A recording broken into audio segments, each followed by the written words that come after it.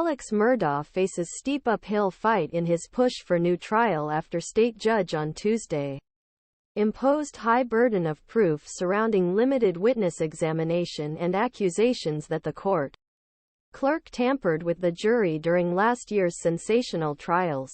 Even if Murdaugh's attorneys prove that Colleton County Court Clerk Becky Hill told jurors not to believe his testimony and pressured the jury to return a guilty verdict, they must also prove that she did so with bias against former South Carolina Supreme Court Justice Jean Murdaugh. Toal ruled. Toal also said he would not ask about other wide-ranging accusations against Hill, including that the elected official misused public funds and plagiarized portions of his new book on the Murdaugh saga. Toal took over request for a new trial after the judge overseeing case, Clifton Newman, recused himself late last year.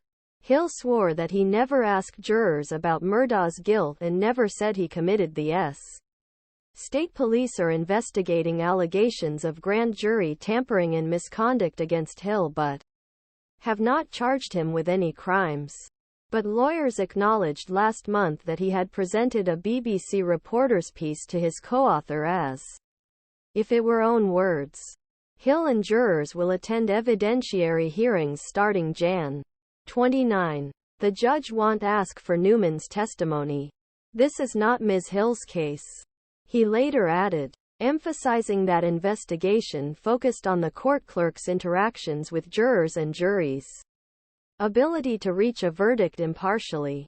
Murdaugh is serving a sentence of life in prison without parole after a jury found him guilty of ing his wife, Maggie, and his young son, Paul, in June 2021. Murdaugh also faces an additional 27 years in prison after pleading guilty to stealing millions of dollars in November. Toal's narrow rules were stricter than those sought by Murdaugh's lawyers at a hearing Tuesday to determine the scope of a 3-day evidentiary hearing later this month. Attorney Jim Griffin argued that bias should be assumed.